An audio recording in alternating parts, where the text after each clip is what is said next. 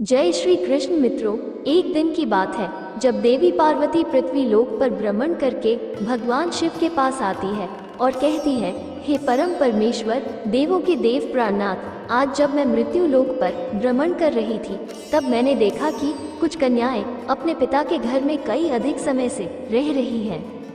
पिछले युगों में कन्याओं का विवाह कम आयु में होता था और वो तभी से अपने पति के घर रहने को जाती थी। तथा मैंने एक विचित्र घटना भी देख ली कि कई सारी कन्याएं विवाह के बाद भी पिता के घर में लंबे समय तक या बार बार रहने को जाती है। हे प्राणनाथ, मैं जानना चाहती हूँ कि क्या एक पिता के घर में कुंवारी कन्या का कई अधिक समय तक रहना सही होता है या नहीं? कौन सी आयु में कन्या का विवाह करना योग्य होता है और विवाह के बाद पिता के घर में रहने से कौन सा पाप लगता है? हे स्वामी, आप ही जगत के सत्य है और सत्य ही शिव है, शिव ही आदि और अनंत है, कृपा करें और मेरी जिज्ञासा को शांत करें। तब भगवान शिव मुस्कुराते हुए बोले, हे देवी पार्वती, आज आपने जो प्रश्न किए हैं वह समस्त मानव जाति के कल्याण हेतु अत्यंत महत्वपूर्ण है। आज मैं आपको इन सारे प्रश्नों के उत्तर एक सच्ची घटना के माध्यम से देता हूँ। ये कथा प्रभु श्री कृष्ण के काल द्वापर युग की है। आप इस कथा को ध्यान से सुने। जो भी प्राणी इस कथा का श्रवण या प्रसार करता है उनके मैं 100 अपराध माफ करता हूँ और मृत्यु के बाद वह प्राणी अनंत काल तक मेरे साथ कैलाश में वास करता है। तब देवी पार्वती कहती है, हे स्वामी, मैं इस कथा को ध्यान से पूरा अवश्य सुनूंगी और इस कथा का प्रसार भी करूंगी, कृपा करें और इस कथा को कहें। तब भगवान शिव कहते हैं, हे देवी पार्वती, यह 28वें द्वापर युग की घटना है। यदुकुल श्रेष्ठ वीरवर उग्रसेन के यहाँ जो घटना घटित होने वाली है उसी काल का मैं भूतकाल के रूप में वर्णन करूंगा। माथुर प्रदेश में मथुरा नामक की नगरी है। वहाँ उग्रसेन नाम वाले यदुवंशी राजा राज्य करते थे। वे शत्रु विजय, संपूर्ण धर्म के तत्वज्ञान, प्रजा के रक्षण करने वाले और अति गुणवान राजा थे। मेधावी नामक राजा उग्रसेन धर्म पूर्वक राज्य का संचालन और प्रजा का पालन करते थे। उन्हीं दिनों परम पवित्र विदर्भ देश में सत्यकेतु नाम से प्रसिद्ध एक महापराक्रमी राजा थे। उनकी एक पुत्री थी जिसका नाम मायावती था। वो सत्य धर्म का आचरण करने वाली अति सुंदर, गुणवान और चरित्रवान होने के कारण दूसरी लक्ष्मी के समान थी। मथुरा के राजा उग्रसेन ने उस सुंदर नेत्रों वाली मायावती से विवाह किया। उसके स्नेह और प्रेम से मथुरा नरेश मुग्ध हो गए। मायावती को वो अपने प्राणों के समान प्यार करने लगी। उसे साथ लिए बिना भोजन तक नहीं करते थे। उसके साथ क्रीड़ा विलास में ही राजा का समय बीतने लगा। भगवान शिव कहते हैं, हे देवी पार्वती, मायावती के बिना उन्हें एक क्षण भी चैन नहीं पड़ता था। इस प्रकार से आने वाली प्रतिदिन उन दोनों पति पत्नी में प्रेम बढ़ने लगा। फिर कुछ समय के बाद विदर्भ नरेश सत्यकेतु ने अपनी पुत्री मायावती को याद किया और उसकी माँ भी उसे न देखने के कारण बहुत दुखी थी। फिर एक दिन उन्होंने अपनी बेटी के हाल चाल जानने हेतु मथुरा नरेश उग्रसेन के पास अपने दूत भेजे। मित्रों, भगवान शिव कहते हैं, हे देवी पार्वती, दूतों ने वहां जाकर आदर पूर्वक राजा से कहा, महाराज, विदर्भ नरेश सत्यकेतु ने अपनी कन्या और इस राज्य की महारानी की कुशल समाचार जानने हेतु हमें यहाँ भेजा है। आपको हमारा सादर प्रणाम। अगर उनका प्रेम और स्नेहपूर्ण अनुरोध आपको स्वीकार हो तो राजकुमारी मायावती जी को उनके यहाँ भेजने की व्यवस्था कीजिए। वे अपनी पुत्री को देखना चाहते हैं। मित्रों, भगवान शिव कहते हैं, हे देवी पार्वती, राजा उग्रसेन जब दूतों के मुंह से यह बात सुनी तो वह भी प्रसन्न हो गए, क्योंकि वह भी चाहते थे रानी मायावती को आराम करने हेतु उनके पिता के यहाँ जाना चाहिए। तब उन्होंने स्नेह और उदारता के कारण अपनी पत्नी मायावती को विदर्भ राज के यहाँ भेज दिया। पति के भेजने पर मायावती बड़ी खुशी के साथ अपने मायके आ गई। वह पहुंचकर उसने पिता के चरणों में प्रणाम किया। उसके आने से महाराज सत्यकेतु को भी बड़ी प्रसन्नता हुई। फिर भगवान शिव कहते हैं, हे देवी पार्वती, मायावती वहां अपनी खुशियों के साथ मन से मुग्ध होकर घूमने लगी। पहले की ही भांति घर, वन, तालाब और राज्य में विहार करने लगी, क्योंकि वो विवाह के बाद पहली बार अपनी पिता के यहाँ आई थी। यहाँ आकर वो फिर से बालिका बन गई। फिर कुछ दिन बीतने के बाद वह भूल गई कि उनका विवाह हो चुका है। उनके बर्ताव में अब लज्जा या संकोच का भाव नहीं रहा। फिर भगवान शिव कहते हैं, देवी पार्वती, एक दिन की बात है, रानी मायावती अपनी सखियों के साथ एक सुंदर पर्वत पर सैर करने के लिए गई। वहाँ एक रमणीय वन दिखाई दिया जो केलों के उद्यान से शोभा पा रहा था। उस पर भी फूलों की बहार थी। तब उसे राजकुमारी ने देखा कि एक ओर ऐसा रमणीय पर्वत, दूसरी ओर सुंदर वन और बीच में स्वच्छ जल से भरा सर्वतभद नामक तालाब।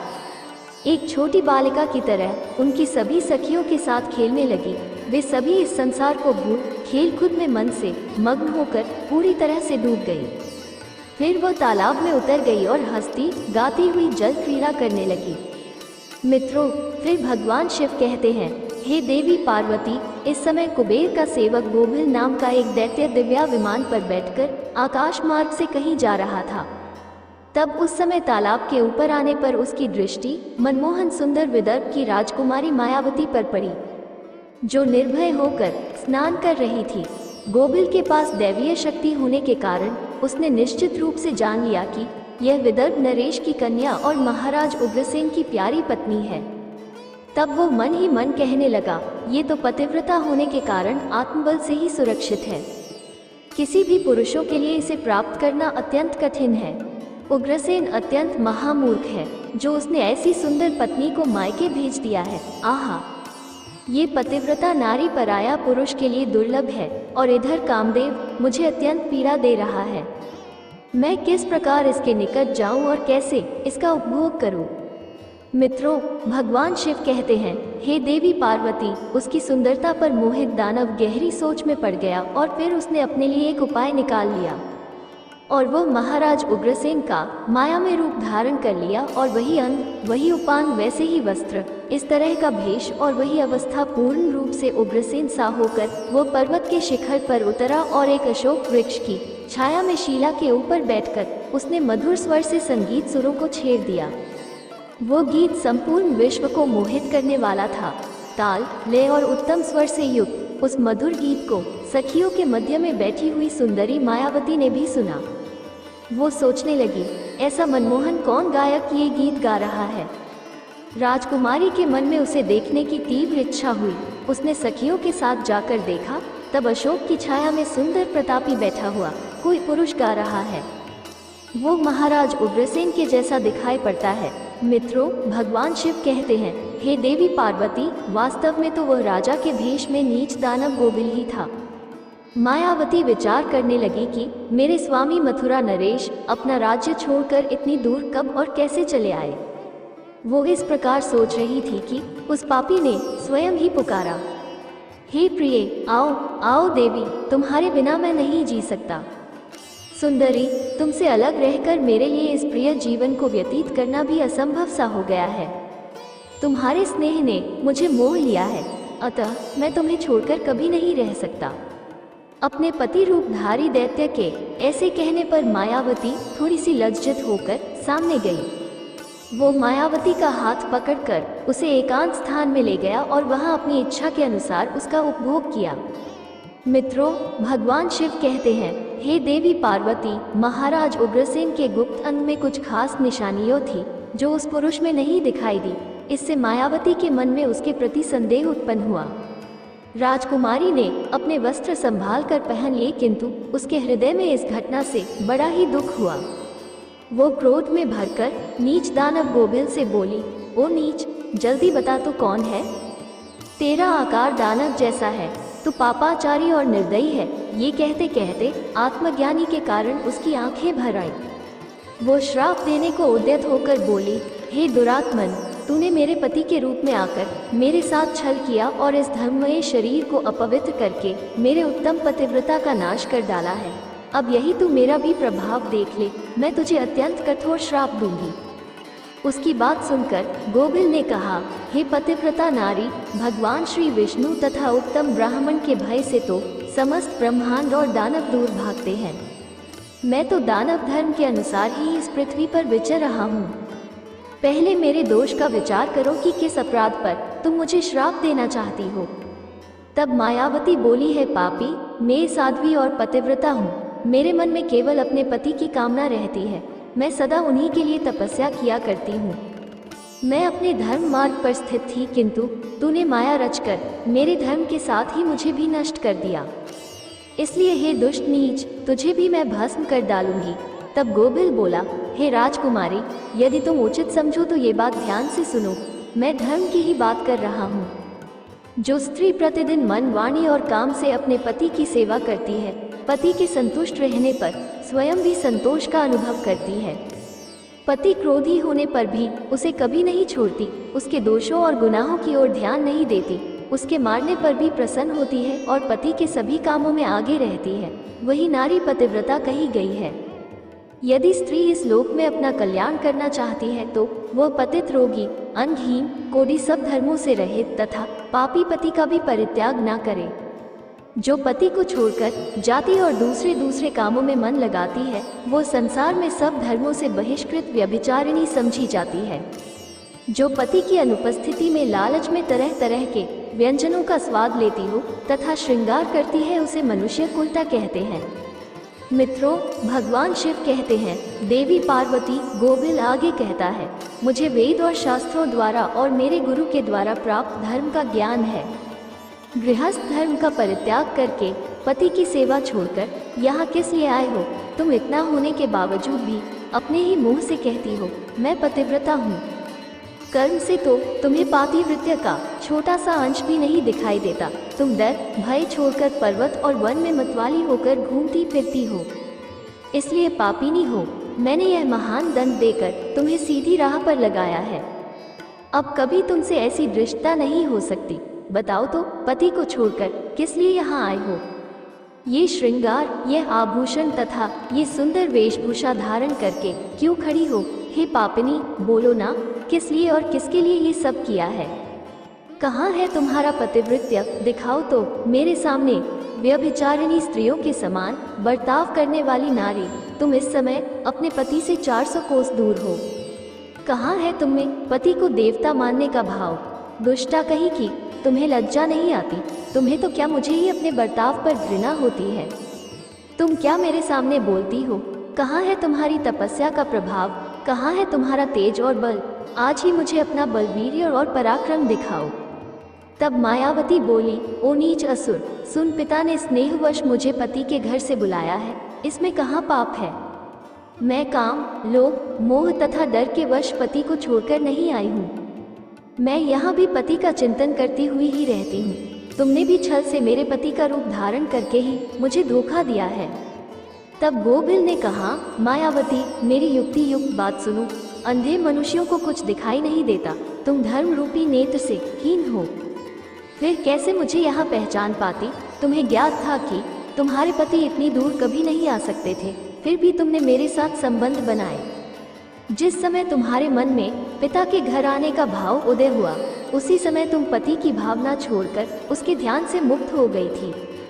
पति का निरंतर चिंतन ही नारियों का धर्म है। जब वही नष्ट हो गया है तो क्यों स्वयं को पतिव्रता कहती हो? मित्रों, भगवान शिव कहते हैं, हे देवी पार्वती, गोबिल कहता है, जब तुम्हारा हृदय की आँख ही फूट गई तब ज्ञान नेत्र से हीन होने पर तुम मुझे कैसे पहचानती? गोबिल की बात सुनकर राजकुमारी मायावती जमीन पर बैठ गई। उसके हृदय में बड़ा दुख हो रहा था। गोबिल ने फिर कहा, हे राजकुमारी, मैंने तुम्हारे उदर में जो अपने वीर्य की स्थापना की है, उसे तीनों लोगों को त्रास पहुंचने वाला पुत्र उत्पन्न होगा। फिर भगवान शिव कहते हैं, हे देवी पार्वती, ऐसा कहकर वो दानव वहां से चला गया। वो गोबिल एक ज्ञानी दानव तो था, किंतु वो बड़ा ही दुराचारी और पापात्मा था। उसके चले जाने पर मायावती अत्यंत दुखी होकर रोने लगी, जिससे रोने की आवाज़ सुनकर सखियां उसके पास दौड़ी आई और पूछने लगी, राजकुमारी, आप रोती क्यों हो? मथुरा नरेश महाराज उग्रसेन कहाँ चले गए? मायावती ने अत्यंत दुख से रोती रोती अपने छलने जाने की सारी बात बता दी। फिर सभी सहेलियों ने उसे पिता के घर ले गई। उस समय वहाँ शौक से कतराती हुई थर थर कांप रही थी। सखियों ने मायावती की माता के सामने सारी घटना सुना दी। उसे सुनते ही महारानी अपने पति के यहाँ गई और उस कन्या का सारा वृतांत उन्होंने कह सुनाया। उसे सुनकर महाराज सत्यकेतु को भी बड़ा दुख हुआ। उन्होंने सवारी और वस्त्र आदि देकर कुछ लोगों के साथ पुत्री को वापस मथुरा में उसके पति के घर भेज दिया। धर्मात्मा राजा उग्रसेन मायावती को आए देख बहुत प्रसन्न हुए। वे रानी से बार बार कहने लगे, हे प्रिय, मैं तुम्हारे बिना जीवन व्यतीत नहीं कर सकता। अच्छा हुआ तुम शीघ्र ही लौट आई। हे मायावती, तुम अपने गुणशील, भक्ति, सत्य और पतिव्रत्य आदि सद्गुणों से मुझे अत्यंत प्रिय लगती हो। अपने प्रिय पत्नी मायावती से ऐसा कहकर महाराज अग्रसेन उसके साथ विहार करने लगे। सब लोगों को भय पहुंचने वाला उसका भयंकर गर्व दिन बढ़ने लगा, किंतु उस गर्व का कारण केवल मायावती ही जानती थी। अपने उदर में बढ़ते हुए उस गर्व के विषय में मायावती को दिन रात चिंता बनी रहती थी। 10 वर्ष तक वह गर्व बढ़ता ही गया। तत्पश्चात उसका जन्म हुआ। मित्रों, फिर भगवान शिव कहते हैं, है देवी पार्वती, वो वही अति तेजस्वी महाबली दुराचारी प्रजा को कष्ट देने वाला कंस था, जिसके भय से तीनों लोकों के निवासी थर्रा उठे थे। उसके बाद भगवान श्री कृष्ण के हाथ से मारा जाकर मोक्ष को प्राप्त हुआ। तब देवी पार्वती कहती है स्वामी, ऐसी घटनाएं भविष्य में संघटित होने वाली है, यह मैंने भी सुन रखा है देवी, मैंने आपसे जो कुछ कहा है वो समस्त पुराणों का निश्चित मत है। इस प्रकार पिता के घर में रहने वाली कन्या बिगड़ जाती है। अतः पिता को कन्या को घर में रखने का मोह नहीं करना चाहिए। भगवान शिव कहते है देवी, अब मैं आपको एक कुंवारी कन्या के विषय में कुछ महत्वपूर्ण बातें बताता हूँ, सभी ध्यान से सुनो। जब कोई भी कन्या जवान हो जाती है तो वो विवाह के योग्य बन जाती है तथा माता पिता को योग्य वर का चुनाव कर उसका विवाह करना चाहिए। उसे कभी भी लंबे समय तक घर में नहीं रखना चाहिए। पति के ही घर में उसका पालन पोषण होना उचित है।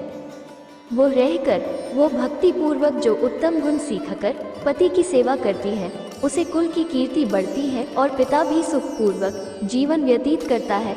ससुराल में रहकर यदि वो पाप करती है तो उसका फल पति को भोगना पड़ता है। वहाँ सदाचार पूर्वक रहने से वो सदा पुत्र पोत्रों के साथ वृद्धि को प्राप्त होती है। कन्या के उत्तम गुणों से पिता की कीर्ति बढ़ती है और दोनों कुलों के पितृगण संतुष्ट होकर आशीर्वाद देते हैं। है देवी, दामाद के साथ भी कन्या को अपने घर नहीं रखना चाहिए। ऐसा करने से उस पुरुष के मान सम्मान समय के साथ साथ कमी हो जाती है और उसे भी पाप लगता है। जब कन्या विवाह योग्य बन जाए तो पराये लोग उस पर भी बुरी नज़र डालना शुरू करते हैं। ऐसे में कहीं वह भी किसी पराये पुरुष के साथ प्रेम संबंध बनाए, उसके पहले ही विवाह करना होता है। एक जवान कन्या पिता के घर में रखना मतलब खजाना भरकर चोरों के बीच रखने के समान होता है तथा उस स्त्री का गहना और पिता का सम्मान उस कन्या की इज्जत होती है, जिससे हमेशा संभाल कर रखना चाहिए। किसी भी स्त्री को कभी भी पति से दूर नहीं रहना चाहिए। ज्यादा समय तक मायके रहना भी पाप के समान है। एक पतिव्रता नारी का स्थान सदैव उनके पति के चरणों में होना चाहिए तथा पति के लिए पत्नी का स्थान हृदय में होना चाहिए।